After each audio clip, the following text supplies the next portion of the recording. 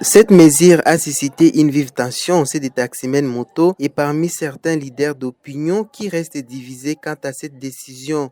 Certains encouragent cette initiative qui peut garantir la protection des taximens moto, tandis que d'autres appellent l'autorité urbaine à effectuer une opération de sensibilisation avant de rendre cette décision obligatoire. Maître Pelé Kassoara, député provincial élu de la ville de Bunia, dénonce les montants exigés des taximens n'ayant pas pu se procurer des casques et des gilets en plus de l'achat de ces derniers sous prétexte d'une amende. Et immédiatement vous vous réveillez le matin, vous exigez les plaques avec l'insécurité qu'il y a, certes le message ne passera pas.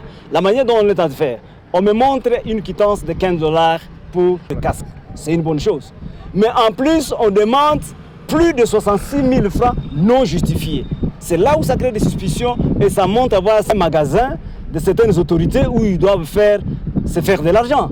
C'est inacceptable. Dès lors qu'on a donné une quittance pour le casque, pourquoi ne pas donner la quittance si c'est une amende de l'État? Parce que l'amende de l'État, on ne doit pas verser dans les poches des individus. Il y a une caisse pour se faire. Tout en soulignant l'importance pour les taximens moto de se procurer des casques et des gilets, l'élit de Bunia recommande à l'autorité urbaine de procéder à une sensibilisation efficace et de distinguer les taximens moto et ceux qui ne le sont pas avant d'appliquer la rigueur. Les maires ciblent une catégorie de gens. Il se réfère rien que seulement aux taxis moto. Et quand on fait le bouclage, on prend tout le monde. Ça insécurise. Quand je vois les communiqués datent du 25 septembre, aujourd'hui nous sommes le 29 septembre.